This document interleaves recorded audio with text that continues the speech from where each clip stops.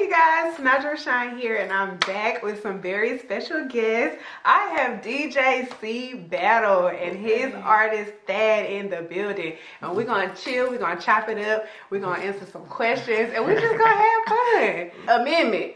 We went to Amendment, and this dude had me dancing, y'all. I don't dance, okay? And I was dancing, sweating, feet was hurting, everything. But CBattle did the thing, and Thad over here was singing. I mean, singing at the Jones. And shout out to Cece for the Jonesy event because it was great. But this dude right here, he got them vocals.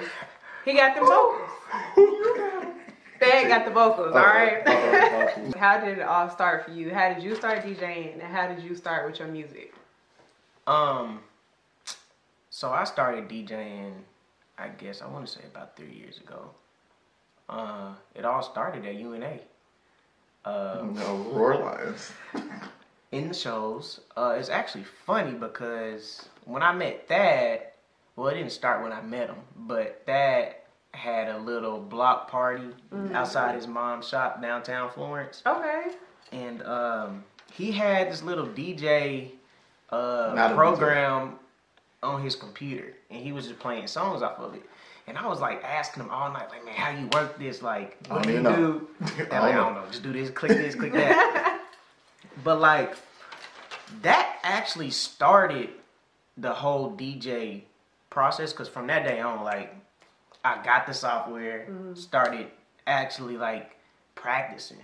But music and like just wanting to, you know, curate playlists and you know, just my musical background has always been there, but I never really thought about being a DJ. Gotcha. So, yeah, it all started in Florence, Alabama, 3 years ago. That's what's up. What about you? Yo, forever ago. It's been forever.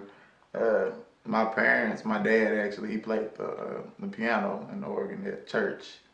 And my mom sung in the choir, so it was just natural that I was gonna be in the choir. Come on, choir. So I'm baby, just, you know, in the choir stand with grown folk. And I don't know, been singing ever since. So started at church. Started at church. In the church. In the church. Come on. Gotcha. Come on. You gotta shout your church out. Shout out to my home church, Christ Chapel. Yes. Florence, Alabama. Yes. Yes, Lord. Yes, Lord. Alright, so who do y'all respect the most in your industry? Like for you, who do you respect the most as a DJ and you as an artist? Oh, man.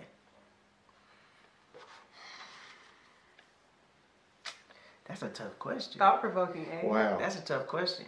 Like, I want to say, I don't want to say the typical like DJ Jazzy Jeff or nothing like that, because I mean he's really good.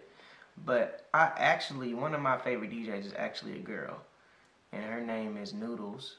Okay. It's two of them. Her name is Noodles, and the other one is, her name is Soul Super Sam. And they're both like extremely talented DJs. Like I've never, the way they mix, the way they transition between music and songs, like is their blends are impeccable. So that's somebody I look up to as far as DJs, and I like respect their craft. And yeah, I study them. I'm like, man, they're dope. Yeah. So yeah, that's somebody I respect as far as DJ. Yeah, mine definitely would have to be Stevie Wonder. Yes, I love him. Favorite artist by far. You know, that's great. Definitely. That's why he's so soulful. Stevie, come on. Come out of there. So you made my soul a burning fire. Hey. You wanted to be my one desire. Oh, hey, yeah. Okay, Stevie. I like Stevie Wonder. Okay, give me some, man. I'm happy with you. I want y'all to think about the nights that you've had out working in your craft, DJing, singing, and tell me what was one of the most memorable nights that you've had out. Like for you, a memorable night DJing, and for you, a memorable performance. Okay. It would have to be a show I did called Eclectic Vibes. Yeah.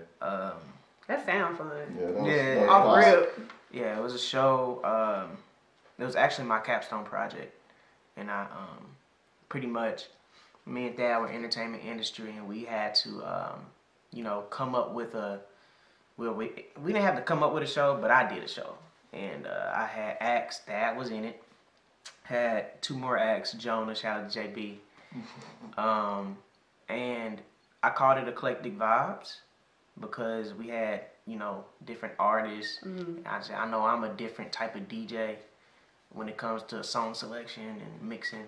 So that was probably the most memorable night because it was like my first time actually performing songs that I liked. And it was live. And it was live. And like, even when you were at Amendment, I played stuff that not a normal DJ would regularly play. Oh yes, and I feel like that's really why I loved it because it was like all the songs that I used to be like, oh, this is my song. Yeah, you was playing all of those. You know what I'm saying? Exactly. And so like that's what it's about for me. It's like song selection. But you was with the live band that time. Yeah. And I had a live band. DJ with the live band. It was so live. It was lit. Yeah, we DJ with a live band. We actually practiced, like we rehearsed. So it wasn't like, the band's just coming in. Like we actually rehearsed it. It was raw. Wow, that sounds like something you need to do in Huntsville. Man, like, because when I tell you that'll bring out us, like young people like us that enjoy the arts and music and the chill vibes like that, it will pop. You need to do that. Yeah, for real. I've actually been thinking about doing it, man. Yeah. So I support. Hey, if you support, real. That's all I need. That's all I need. Come through. So what about you, Thad? Memorable performance. Memorable performance. I have to put it. It's 2 different performances. It was one when I was 13 years old, and the Black Arts Festival used to have a talent competition. Okay. WEUP used to throw one. We up. And we had a talent competition. That was my first time like performing outside of Florence. Like I was always singing, but I was like 12, 13 years old. And I won the talent competition at WUP at the Black Arts Festival. My first time ever going. I was so nervous, and there was so many people outside. Wow. And that's something I ain't gonna never forget. And I'll say the second one was I performed at a talent show in Memphis for the county fair when I was probably about 16. Okay. And it was all not black people. It was the county fair. So they were white. Yeah. Yeah. Like, so, I mean, that was my first time. It was different for me because I was like, everybody was singing country. Yeah. But I sung The Way You Make Me Feel by Michael Jackson. Yes. Yes, sir.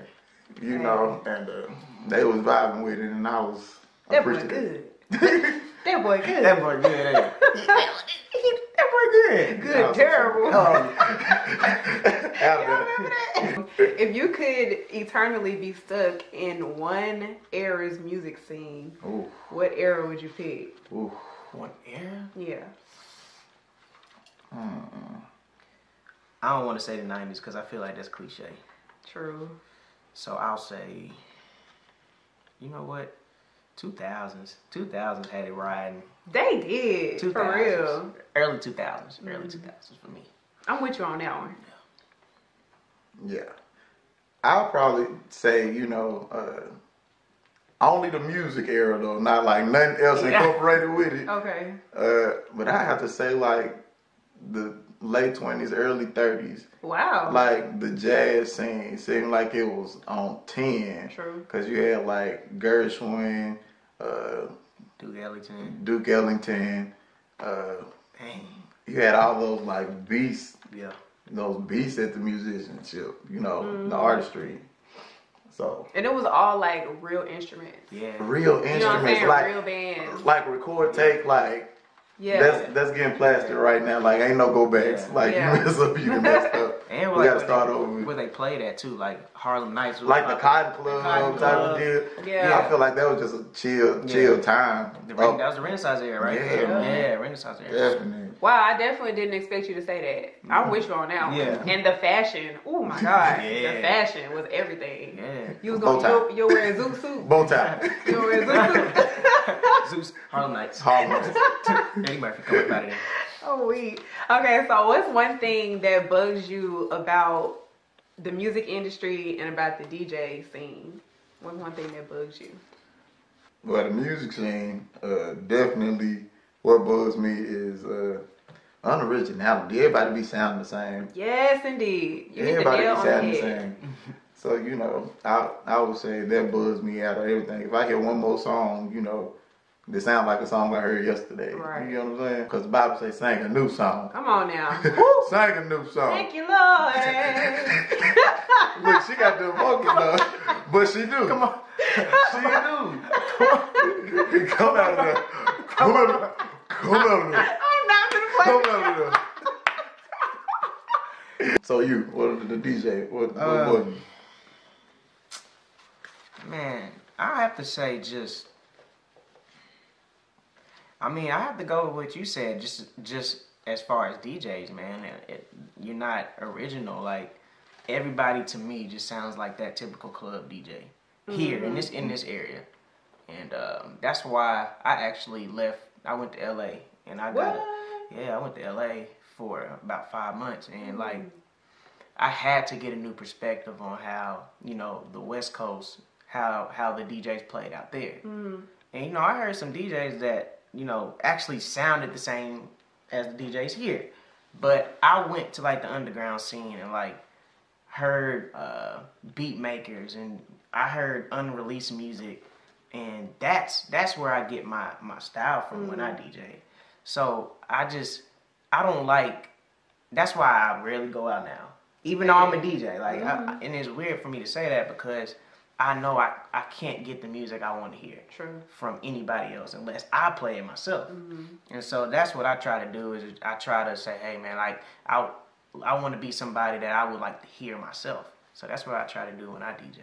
That actually leads into my next question, which is like, when you look at your industries, you music and you DJing, what are some areas of opportunity that you see the potential of feeling yourself? Like how you said everybody sound the same. Like how could you fill those gaps, the gaps that are there? I mean, first off, you have to be yourself. You know, like if you're not, if you want to be that club DJ, cool. Like that's fine if you want to be that. But I feel like you know, a certain DJ, such as myself, you got to be well-rounded in music. Like you have to know the oldies, you got to know indie music, you got to know different genres. You know, you just do.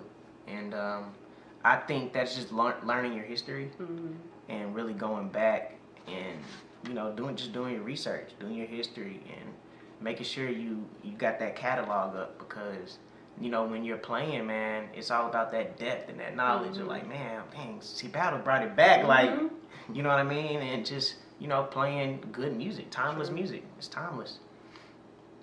What about you, Thad? Any areas of opportunity you see that you can feel? I want to bring back lyricism. Oh yeah. Like, For real. For real. Wish he has. So songs these days ain't really talking about too much. I mean, everybody talking about the same thing. You know, it's either sex, money, something material. Yeah.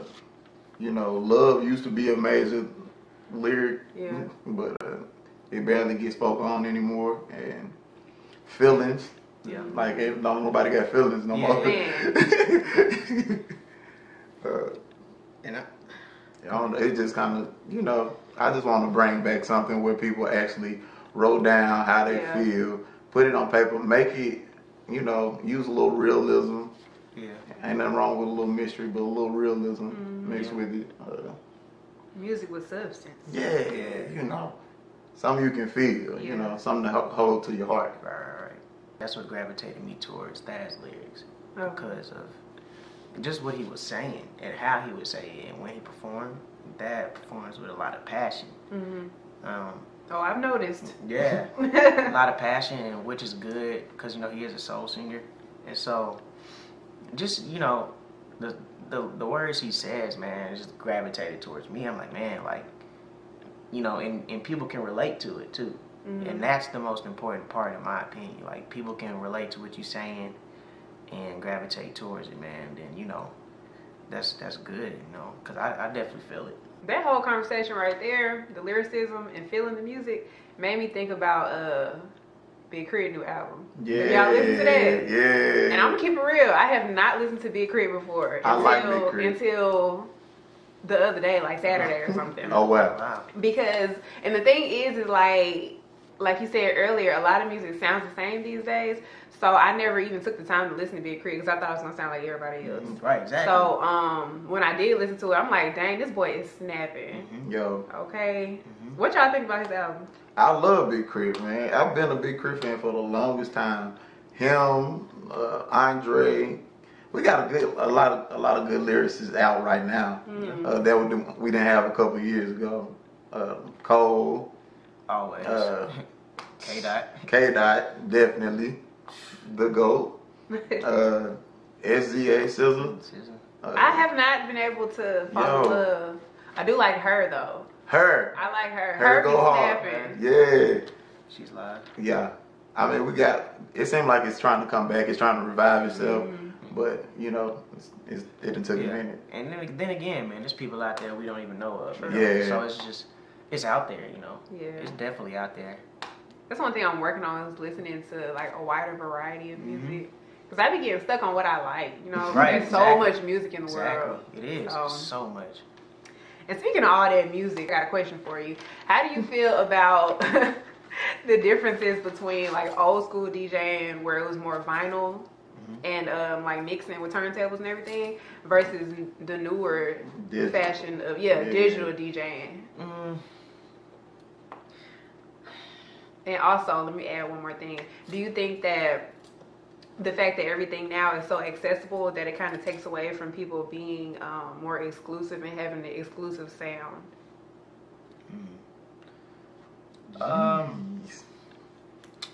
think it's a time and a place. You know, like back when vinyl first started coming out, it was just that's all they knew was turntables. That's the only way you could play a record.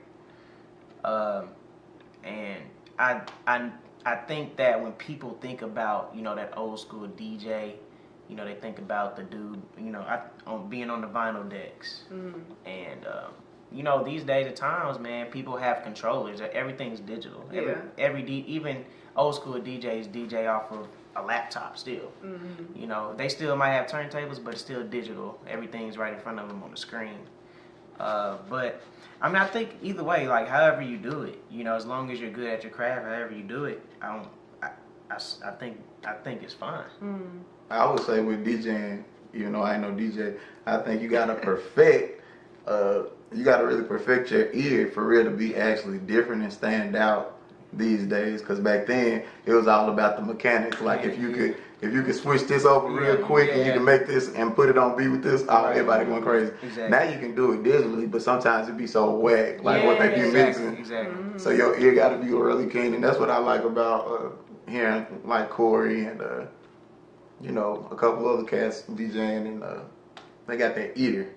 They got that ear to listen to and feel the crowd. You gotta Because boy, you had to jump in there the other day. I just got to throw that out. Yo, I had a good time. Man, and I hadn't been out in so long. Me either. I don't never go out. So long. I was trying to go home and watch Stranger Things. It was jumping though. And I must say, like that was probably one of the best nights that on a Friday night that I DJed at Amendment. That was one of the best nights I've had. Just to see the crowd gravitate like that. I mean, the security guard came up to me and was like, "Man, you got this thing on crowd control. Like, I ain't got to do nothing." I'm like, "Man, the security guard." Everybody was having a good time. Wasn't nobody worried about no drama. If there was any in the room, nobody was worried about it.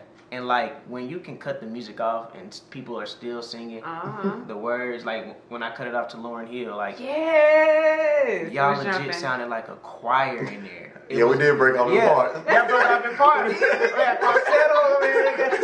Got the tenors over there. I was like, wow, and like it just And you had did it on international players. Yeah. And that's a good feeling for me as a DJ to see that, man, because I remember first starting out, like I wanted that different feel, like, you know, that's the music I love. And like, you know, this generation, they don't gravitate to that. So, you know, I remember being booed, you know. What? Yeah, I remember being booed because, you know, I wasn't playing, you know, the trap and you know, the Futures and all these club bangers. That's just not what I was doing. And I was like, you know what? I still got to stay true to myself. And that's what I did. 3 years later, you know, it's like, yo, you're gonna actually make a name for yourself, and that's what I want to do for myself, and you know, Dad coming up too. So it's just, you know, it's exciting. And I feel like there's definitely a market for your type of DJing. You know what I'm saying? Because people want to hear that. Because I know for me personally, when I go out, I do not want to hear all that trap music because it's just not, you know what I'm saying? Exactly. It's not what I like. It make you so aggressive. Yeah, niggas be ready to fight. Don't play no boosting. Yeah, with the wrong crowd. I get mad for no reason. Yeah, with the wrong crowd, it's going down, boy. Yeah. But I ain't gonna lie, when you played Swerve on, yeah, exactly. I was swerving. It felt like a family reunion. Everybody. See, we still get ratchet too, you know what I'm saying? But it's like it's that perfect mix. Keep swerving. Say you are stuck on an island for a year, right? You can only listen to 3 albums the whole year. What 3 do you pick? Dog.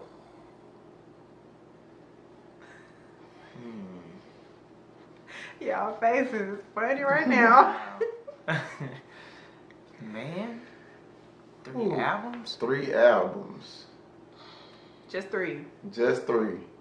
No more. No box sets. You can't talk about no solid gold with all the CDs in there. Just 3. Wow. I would, y'all remember them greatest hit CDs they used to be selling there like the gas station stuff? Yeah. I'll have to put Stevie Wonder greatest hits on there. Okay. Definitely Michael Jackson Thriller. That was a great album. And Kendrick Lamar To Pimp a Butterfly. I can listen to them all the time. Okay. Those will get you through the year? That'll get me through the year. Alright. CBattle. Probably had to say D'Angelo Voodoo. Oh, wait, hold on. No, Wait, hold on. Wait. I need that in my life. Yo. Duele Subject. Oh, yeah. What? Duele be snapping. Wait, hold on. Let me rethink, man. And last one? To Pimp a Butterfly. To Pimp a Butterfly. Because, I mean, I still listen to that to this day. I'm still breaking it down. It goes together so well, man. Like, y'all gonna hate me when I say this already. You don't like Kendrick. I don't. What? You always had a few. You always had a few. What? It's really like the tone of his voice is so annoying to my ears. No. Look, she about to have so much hate mail. First I gotta keep it real. I gotta keep it real though. Oh Lord. No. What you mean? Oh man. Hey. But he be snapping, but his voice just get on my nerves. I love his voice. Man. For real. I love my favorite rapper. Kung Fu Kenny. My favorite rapper, like, of all time is Kanye West. I love Kanye. I like the old Kanye, not the new Niggas Kanye. like you, bruh. Niggas like you, bruh. Let that man live. I don't know. Life with Pablo was just too experimental for me. Really? He really lost me with I Yeezus. love that. Yeah, I didn't listen to the Yeezus. Oh, he lost me with that. He had a couple of good songs on there, but it was just like, he always have, some good songs on his albums, but I don't know. I use them old ones you can listen to all the way through. All the way through, didn't skip nothing. Nothing. My favorite too is Late Registration and Graduation. I really love the rawness of College Dropout, but he got like more polish, with time. Yeah, he did. But I love Life of Pablo. Life of Pablo. I love that one. Seriously? And the tour, I went to the concert in Nashville, bro. It was jumping. I already know it was jumping. Jumping. He ain't go off on the crowd. He ain't got the answer this way. We ain't got the answer this way. He was chilling in Nashville, but yeah, St. Pablo was dope to me. Ultralight Beam. I like that song. Yeah. That's like it's the a only good song, but though. I think he puts more of an experience together Yeah, for his shows than anything. Like, I think people just like, I'm going to see that was wrong. Kanye because of the experience, Yeah. But Kung Fu Kenny had a dope experience. Man, but yeah, we love his songs too. Yeah. So. Yeah. Gotcha. It was like watching a movie at his concert. So what's one of the favorite concerts that y'all have been to? K-Dot was my favorite one, hands down. Yeah, I have to say. Hands down. That Kendrick did go pretty hard. I like You know, it wasn't no mainstream concert, but Tank and the Bangers, they some awesome performers. Yo. And they don't really get that much, you know, notoriety, but Tank and the Bangers. Check out do you know who they are? Check Oh, out the NPR Tiny Desk performance. Oh yeah. Oh, I like Tiny Desk. Yeah. You seen Drum? Yeah. I like him. I love Drum. He performed at the Kendrick concert. He opened up. Yeah, he did. Yeah. He likes the cha-cha. And dude. and broccoli. And he likes broccoli. My favorite concerts were Jay-Z and Anthony Hamilton. Oh, I know that Anthony Hamilton. Man, he was going in. Always. I mean, in. Always. And I didn't even expect that. That was my first concert, Anthony Hamilton. Really? It was here on a It make you feel like you're at church. Yes. You do. It was good. All right, so these next set of questions, don't be peeking. Oh, my You're bad. peeking. My bad. I ain't trying to get the goods. These next set of questions are called, well, they're short answer questions. So they're for both of y'all. And whoever wants to answer first, just answer first. What is the first thing you do or think of when you wake up in the morning? Brush your teeth. True. Morning, bro. Kicking. Boy, I'm not a morning person. I don't even think when out in the morning. I'm just tired. Wow. Like, Get up and go. I don't even think. Yeah. It take me about 20 minutes just to get out of bed. You know, Wow, me too though. I gotta thank the Lord. I do. Now that's one thing I do. I get out the bed and I be like, "Thank you, Lord." Yeah. I done woke up again. Yeah. Yeah, you do. Yeah. Yeah. Meditate, you know. But then it's straight to the teeth though. Straight up. If I could work with anybody, dead or alive, I'd want to work with. I have to say Toni Morrison. She alive though. Toni Morrison? Yeah, the writer.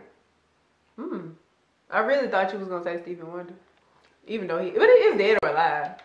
Yeah, both of them alive. Yeah. I would definitely work with Stevie, but Toni Morrison, like her books, man, she just be thought provoking. And I be watching her interviews sometimes. She just captivate me, man. I would work with Issa-Rae. I love her. Yo, Lisa Ray? All Black Girl. I used to watch that back in the day before she Me blew too. up. I like saying that because folks be like, what that is. Right. Man, that show was really funny. Like, for real. No, All right. If I wasn't a DJ or an artist, I'd be a... Oh, Lord. I would be a teacher. Oh, that's what's up. I was a teacher up until this past year. What grade? I did elementary music. That's so cool. And, you know, you only live once, so you can always go back to teaching. But I said I was going to pursue my dreams for at least, you know, a couple of years, see how everything go. I opened up a restaurant. Oh, in wow. Florence. Y'all come out. I had no idea. Y'all come out. It's good, too. So you be cooking? whipping. Okay. Look at the flick of my wrist. Look at the flick of my wrist. So good. Yeah, I said I was going to do everything that I feel like I wanted to do while I'm still young. I ain't got no tie downs. Yeah. I said I'm going to pursue them for the next 2 to 3 years, see how it go. And What kind of restaurant is it? it's a wing shack. That's so cool. I'm so proud. I had no idea. Yeah. I'd probably be a golfer. Okay. Young PGA. Yeah, golf, man. Like, that's my favorite sport, you know. Wow. Every day I look for...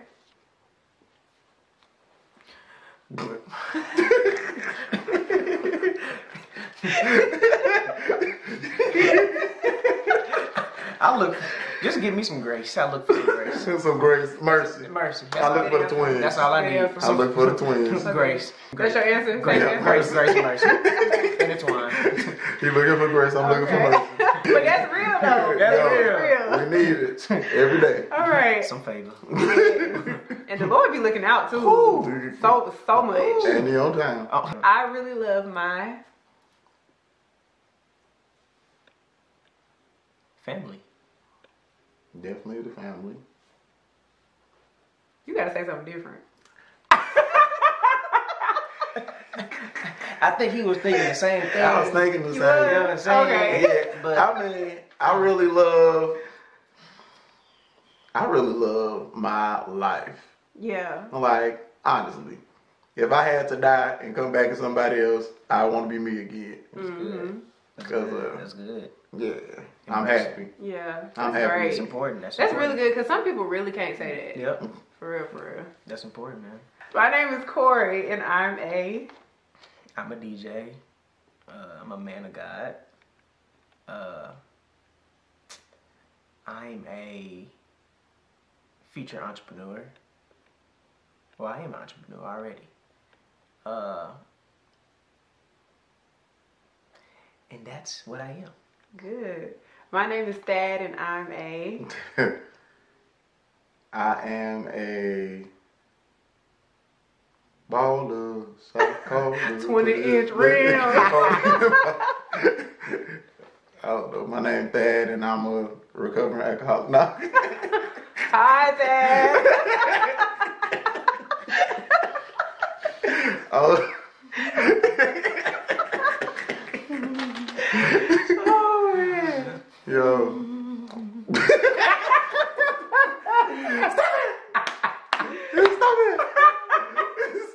That was it, y'all. That was it? That's Yeah. it? Hey, we made it. Sure did. It was fun. I had fun. Y'all could have been anywhere in the world, but you're here with us, and that's good for our ego. And we really, really, really appreciate that. So feel free to stop by anytime, kick it with your girl, kick it with my guest, kick it with me doing whatever I do. Feel free to like, comment, subscribe, and share. Let the people know where we can find you, where we can follow you. Yeah. Facebook, Thad and Company. Instagram, Thad and Company. YouTube, Thad and Company. Well, you can find me on Instagram, PGA Lefty. SoundCloud, DJ space CBattle. And that's all you need to know about me. All right. Well, that wraps up this video. Thank y'all for coming through, and I'll catch you in the next one. Peace.